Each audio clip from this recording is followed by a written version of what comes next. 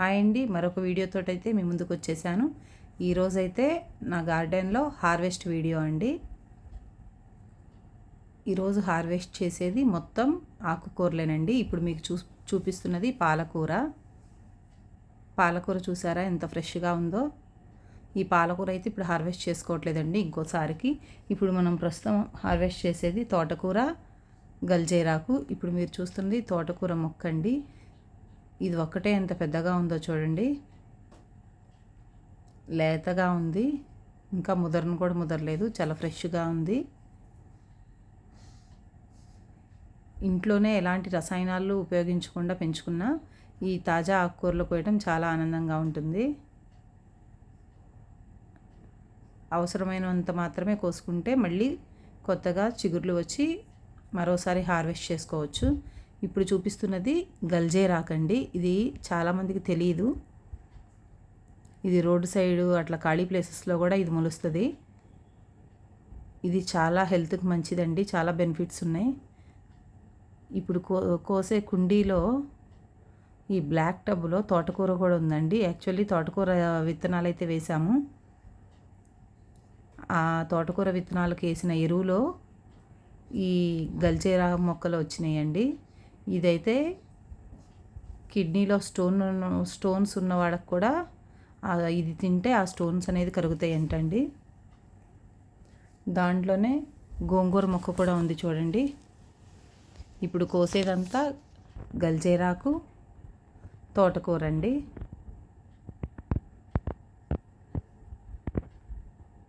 ఇప్పుడు కోసేదైతే తెల్ల గల్జేరండి. ఎర్ర గల్జేరు ఉంటుంది కానీ దీనంత టేస్ట్ ఉండదు అది.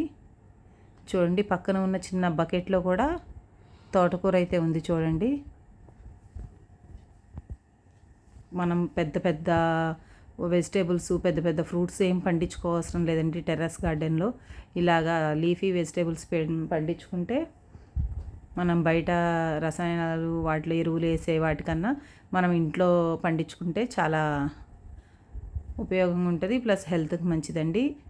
ఎటువంటి ఎరువులు వేయమండి దీనికి, ఓన్లీ పశువుల ఎరువులు, కూరగాయలు నుంచి వచ్చే వేస్ట్ ఉంటుంది కదండి, అదంతా స్టోర్ చేసి వీటికైతే ఎరువుగా వేస్తాము. కోడిగుడ్లు ఉంటాయి కదండి, ఆ కోడిగుడ్లు కూడా మనం వాడేసి పడేయకుండా ఆ కోడిగుడ్లు పెంకులని మనం కోడిగుడ్లని ఎండబెట్టి ఆ పెంకుల్ని ఒక మిక్సీలో వేసేసి కోడిగుడ్లని పౌడర్ చేసి అది మొక్కలకి జల్లితే చాలా పోషణ ఉంటుందండి వాటికి. ఎంత ఆకుకూర అయితే వస్తుందో చూడండి. ఈ ఆకుకూరతోటైతే ఇది మార్నింగ్ 6:30కి కోసిన ఆకుకూర అండి. దీంతో అయితే నేను పప్పు వండాను. దాని పక్కనే చిన్న బకెట్ ఉందని చూపించాను కదా, ఆ బకెట్లో చూడండి తోటకూర. ఇలా ఫ్రెష్ ఆకుకూరలు కోసుకుంటా ఉంటే చాలా సంతోషంగా ఉంటుంది, ప్లస్ హ్యాపీ అనిపించిద్ది. మనం పండించుకొని మనం కోసుకొని తింటుంటే. ఆ పక్కన కుండీలోనే ఒక మొక్క కనపడుతుంది కదండి చిన్నది, అదైతే పసుపు మొక్క.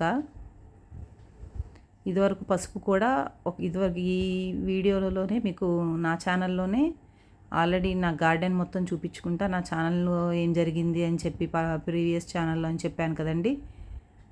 పక్కనే ఉన్న దొండతీగ ఎట్లా పాకింది అని చూపించాను కదండి. దాంట్లో పసుపు అయితే వేసాము. పసుపు కొమ్ములు కూడా చాలా వచ్చాయి అప్పుడు, వాటితోటే పసుపు పట్టించేవాళ్ళం.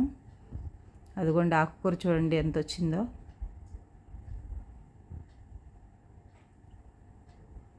మళ్ళీ మొత్తం తీసేసుకుంటే మళ్ళీ విత్తనాలు పెట్టుకోవచ్చు. దీంతో అయితే పప్పు ప్లస్ పులుసు కూర అయితే వండాము. 2 రకాల కూరలు అయితే వండాము. చూడండి ఎంత ఆకుకూర వచ్చిందో. ఇంకో కుండీలో ఉంది చూడండి, ఇది గల్జేరాకండి. పక్కన ఉంది చూడండి తోటకూరను గల్జేరాకు, ఎంత పెద్దగా ఉందో చూడండి. అది ఆకైతే అది పడి మొలిసిందండి, ఎరువులో వచ్చింది అది. మేము వేసింది అయితే తోటకూర విత్తనాలు, కానీ ఆ టబ్ అంతా గల్జేరాకు అయితే వచ్చేసింది.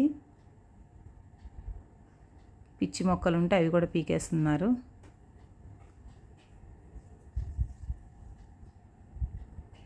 అదిగోండి చూడండి, బాగా జూమ్ చేసి చూపిస్తున్నాను. ఇప్పుడు ఆ కుండీలో అయితే గల్జేరాకు అయితే కోసుకుంటున్నాం చూడండి. నా వీడియోస్ ఫస్ట్ టైం చూస్తున్నట్లయితే ప్రీవియస్ వీడియోస్ కూడా చూడండి. మరిన్ని వీడియోస్ కోసం నా ఛానల్ సబ్స్క్రైబ్ చేయండి. చాలా అంటే చాలా ఆకుకూర అయితే ఈరోజు హార్వెస్ట్ చేసుకున్నామండి. ఇంకొంత అయితే ఉంచేసాము. ఇదిగోండి ఈ టబ్బులోది పాలకూర అవంతా ఉంచేసాము. నెక్స్ట్ టైం హార్వెస్ట్ చేసుకోవచ్చని. ఇదంతా చూడండి ఎంత ఫ్రెష్గా ఉందో.